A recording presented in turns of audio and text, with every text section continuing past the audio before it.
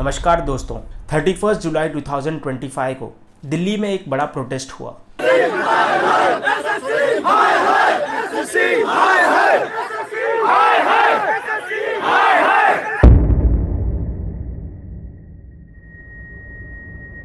SSC के students और teachers ने सड़क पर उतरकर सिस्टम के अगेंस्ट आवाज उठाई। क्या रीजन था? क्या एग्जाम्स सच में कैंसिल हुए? क्या स्टूडेंट्स को इंसाफ मिला? मैं एडवोकेट करण भानुशाली सिंपल लैंग्वेज में आपको पूरा मैटर समझाता हूँ। एसएससी सिलेक्शन पोस्ट फेज 13 के एग्जाम्स 24 जुलाई से 1 अगस्त तक चलने वाले थे, लेकिन जब स्टूडेंट्स एग्जाम सेंटर पर पहुंचे तब उन्हें ये पता चला कि एग्जाम्स कैंसिल हो चुके हैं। समझ आता है कि आपका एग्जाम कैंसिल कर दिया गया है। पेपर का पीडीएफ उनके पास पहले आ चुका था। एग्जाम से पहले पेपर एग्जाम से आधा घंटे पहले पेपर आ चुका था। इस बार एडिक्विटी जो कंपनी है वो क्वेश्चन को पिक करवा रही है क्वेश्चन बैंक से एआई के थ्रू। पेपर ऐसा सेट कर रहा है कि 60 से 70% पेपर रिपीट हो रहा है। प्रोबेबिलिटी स्टैटिस्टिक्स का कोई सिलेबस में नामो निशान नहीं, उसके क्वेश्चन आ रहे हैं। 5 बच्चों के साथ सिस्टम बंद हो गए थे, फिर उनको रीअसाइन करा गया। ना कोई प्रायर मैसेज, नोटिस या मेल। बहुत से सेंटर्स पर सर्वर डाउन था, बल्कि कुछ स्टूडेंट्स के कंप्यूटर्स तो चालू ही नहीं हुए। कुछ लोगों के पेपर्स बिना कुछ किए ऑटो सबमिट हो गए। कहीं पर कीबोर्ड काम नहीं कर रहा था तो कहीं पर माउस काम नहीं कर रहा था। कुछ स्टूडेंट्स ने सालों तक की मेहनत की थी जिसकी कोई वैल्यू नहीं हुई। कुछ लोग तो 300 से 500 किलोमीटर दूर से आए थे एग्जाम देने के लिए,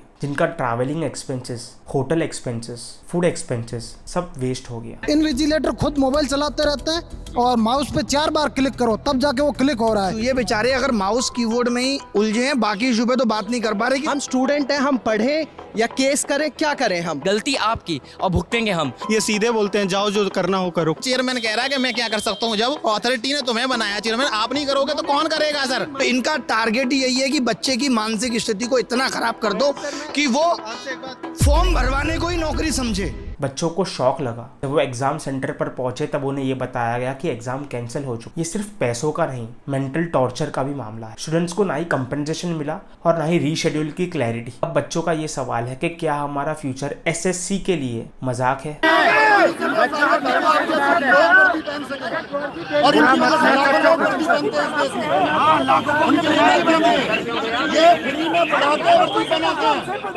ये कोई गलत तरीके से या किसी को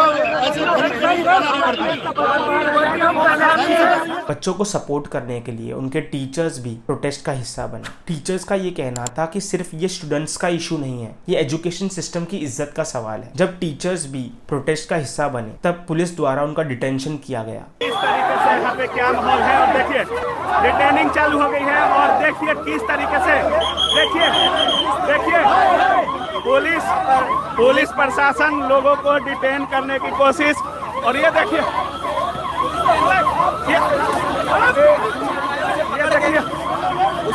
पुलिस अंदर भर रही है। ये देख प्रशासन अंदर करना चालू कर दी है और देखिए क्या स्थिति क्या है और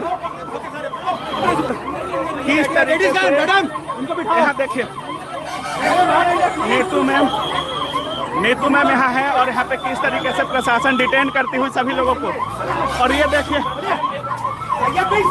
मैडम, ये देखिए सारे लोग यहीं पे हैं और नीतू मैम को डिटेन करने की कोशिश।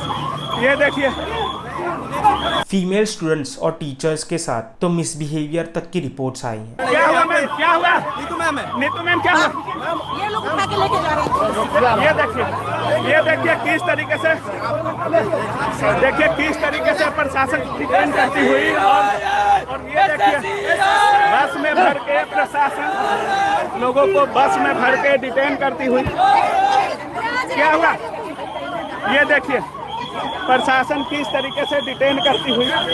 इन तस्वीरों को देखकर ऐसा लगता है सिस्टम को प्रोटेस्ट से डर लगता है। अब सवाल ये आता है कि इतनी बड़ी मिसमैनेजमेंट कैसे हुई? पहले एसएससी के एग्जाम्स कंडक्ट करता था टीसीएस, जिसका सिस्टम काफी स्टेबल था, लेकिन इस बार एसएससी ने एक नए वेंडर को अपॉर्चुनिटी दी, उनको कॉन्ट्रैक्ट दिया, एडुकिटी करियर टेक्नोलॉजीज। ये कंपनी सिर्फ ₹220 पर कैंडिडेट में काम कर रही थी। माना कि वेंडर सस्ता था बट क्वालिटी जीरो। एडुकिटी ये वही कंपनी है जिसको पहले भी पेपर लीक्स और एग्जाम ग्लिचेस के केसेस में ब्लैकलिस्ट किया गया है। एसएससी ने पैसा बचाने के चक्कर में स्टूडेंट्स के फ्यूचर को दांव पर लगा दिया। अब ये जानते हैं कि जो प्रोटेस्टर्स थे उनकी डिमांड्स क्या थी। प्रोटेस्टर की डिमांड्स काफी सिंपल थी। या तो एग्जाम को पूरा कैंसिल कर दो या एग्जाम दोबारा लो। स्टूडेंट्स की डिमांड थी कि हमें फेयर चांस चाहिए। टीचर्स बोल रहे थे कि एसएससी को अकाउंटेबिलिटी लेनी पड़ेगी।